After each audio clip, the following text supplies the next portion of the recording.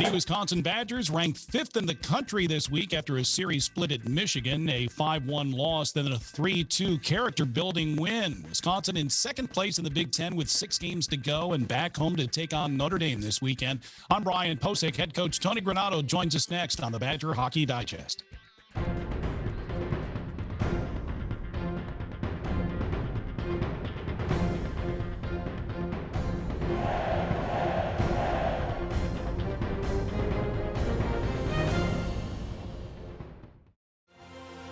It's back. The return of the prestigious Learfield IMG College Directors Cup, honoring college sports excellence across all competitive divisions, both men's and women's sports. Follow along with L Directors Cup on Twitter or online to see which schools will be taking home a first-place trophy in June for their season-long success. Learfield IMG College Directors Cup, a premier institutional award jointly launched in 1993 by USA Today and NACDA. And Tony, I tell you to go 3-1 on the road against top 10 opponents and arch rivals like the Gophers and the Wolverines. You'll take that every time, won't you? Yeah, I mean, we played some really good hockey over that stretch. I think when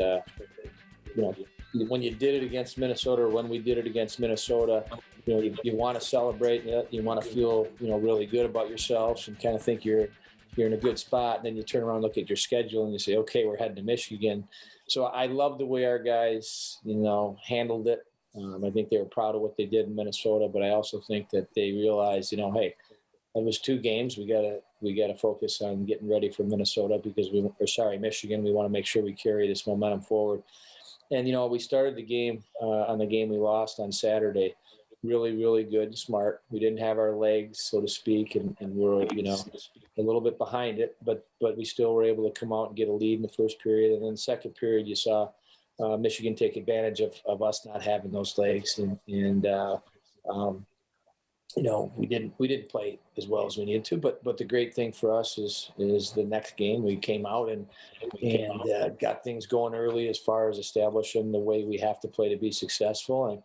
And if you look at the game, we were pretty much in control from start to finish. And it's not like Michigan didn't have a chance here or there, but they didn't have any sustained pressure. They didn't have anything where they were able to get any consistent momentum going in that. And that's a great compliment to our team going in and playing just a solid 60-minute road game. And, again, our power play has been good. Our penalty killing has been good. Our goaltending's been good. And our 4-line contribution's been good. And you look at and then you throw in there the way the defense has played. And we played a little bit short without Mike Borlicki on the back end this week, and the 5 regulars, stood up and had another outstanding weekend of hockey. So you lose on Saturday, and you get a bounce back, a character win was how it was described, with that 3-2 win on Sunday. That was your first 1-goal victory of the year. And you've used the word maturity so many times. We've talked about that, right? Stay under control has been another theme this year, and no panic. Your team didn't show any panic in that finale on Sunday, and I think that bodes well for the rest of the way too, don't you? Yeah, I agree with you, and I didn't realize that was our first 1-goal win. But they got that goal with about 2 minutes to go to pull within 1. And again, I thought we were in control the whole game.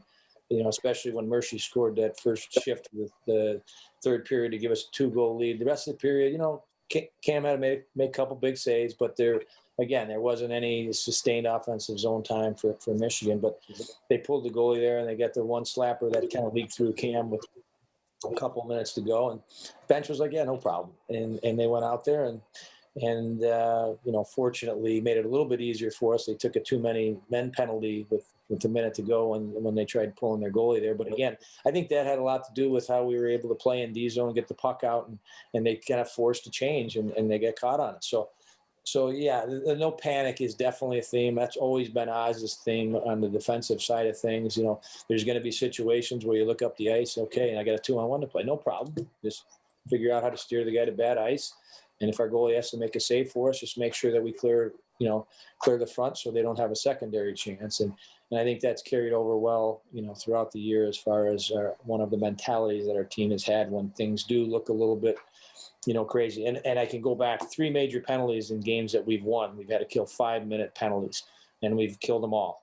And you look at again, I look at some of the chances that Michigan had both nights, where it looks like they're going to have a great scoring chance. All of a sudden, there's a Badger in front to lay in front and make a great block. And for our goaltenders to have the confidence in our guys to know that they're selling out to get in the way of pucks is a big thing for them.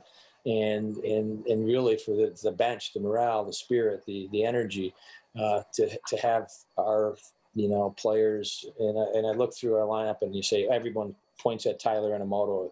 I mean, he blocks as many shots as the goalie some night. That's not, that's not normal for any player, but he finds a way to get in the way. But it's contagious. You look at all of our defensemen. You look at our forwards diving in front of shots to block, to block chances. And that's been, another thing I think that has been special about this group is that commitment. It is a true team effort. We've been seeing that all season long, from the players to the coaching staff and even the support staff. Paul Capobianco on our broadcast on Sunday, he always gives the 3 stars of the game out. And his number 3 star on Sunday was your equipment manager, Nate Lapointe, right? So the first goal of the game, Dylan Holloway breaks his stick in the defensive zone. He heads to the bench for a new stick. There's Nate to give it to him right away.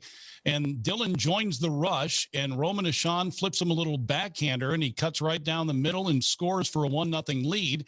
And Nate Lapointe, the number 3 star for Sunday, and he got the game puck after the game too? Or a game puck? He did. And I Nate's one of those guys that's so unassuming. He just does his thing every day.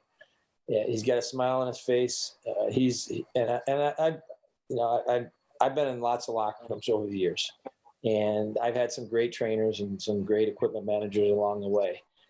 But his professionalism, his attitude, his I'll do whatever I have to do mentality is so obvious every single day. And so his alertness on the bench, I mean, he's got 20 sticks behind him, and Dylan broke his stick in our end, and he had to have that stick over the boards in probably less than 2 seconds for it to work right. And most guys, guy breaks a stick and you got to yell down. You got, hey, we need a stick. And he just grabs anything. You throw him, could be Dylan's a lefty. You could have given him a righty stick. You're happy you got a stick over the boards. And he was able to do that like he always does. And so, we brought him in the room after the game. The guys give out the hard hat and everything else. And the game puck went to Nate for his contributions, not just on that particular play, but on everything that he does, every day for us and for our players.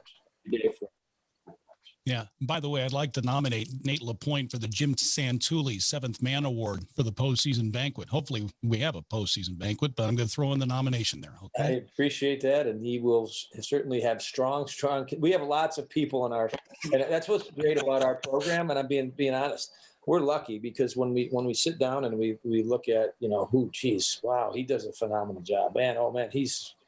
We're lucky to have so many people in our program that give their heart and soul to the betterment of our program, for our athletes, for our university, and represent us great. But we could give Nate an award every single year for all that he does. And Brian and Capo and everybody else and Andy Rohde. Think about what Andy Rohde's going through this year with the COVID thing.